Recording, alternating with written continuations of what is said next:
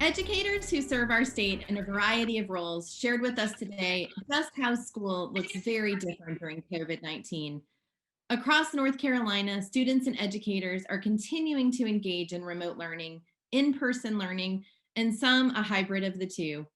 And while there are so many challenges that students, families, and educators continue to face, what has struck me most during these past 9 weeks is just how incredibly resilient, nimble, and innovative we have all become during this very difficult time.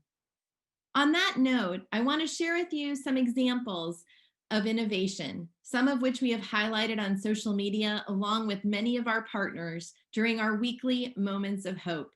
We'd like to shout out to EdNC for helping create these as they travel across the state. At Newport Elementary in Carteret County, school librarian Emily Golightly worried about how much screen time her students were experiencing during remote learning. To tackle this issue, she secured a grant to fund a read and ride project, something that she dreamed up to allow students to come down to the library during break times and pedal their wiggles out while reading books, giving them the much needed chance to get the physical activity they might be missing this year. Mr. S, as his students know him, is a social studies teacher at Phillips Middle School in Edgecombe County. As he embarked on leading a virtual classroom this year, Mr. S realized he wanted to make sure his kids could still connect with him in meaningful ways. So he came up with the idea to add vlogs to his classroom, keeping bloopers and all in these video updates that not only offer personal stories and lessons to students, but also show his kids that he too is a human being who is learning how to adapt to this new environment we are all in.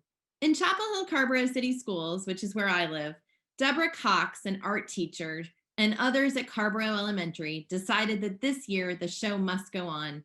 A previously planned school play is being converted into a virtual performance with more than 120 students engaged, with an individual backdrop being created for each child's home. David Stegall, our guest today and the Deputy State Superintendent of Innovation and Equity, shared with us in a recent Moment of Hope that a colleague has rightly said for this school year, we are all first year teachers, counselors, principals, APs, and superintendents.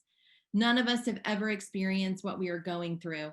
We were all in this together and we must trust one another. Those words really resonated with me. And while I have marveled at just how resilient, nimble, and innovative we have all become, the truth is these traits are inside all of us. And during crises, they tend to come out.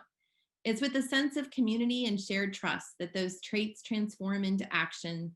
And I'm proud to say that here in North Carolina, I'm seeing and hearing those actions play out each and every day in classrooms across our great state. Thank you for thinking and learning about education with us. That's all for today. We'll see you next week.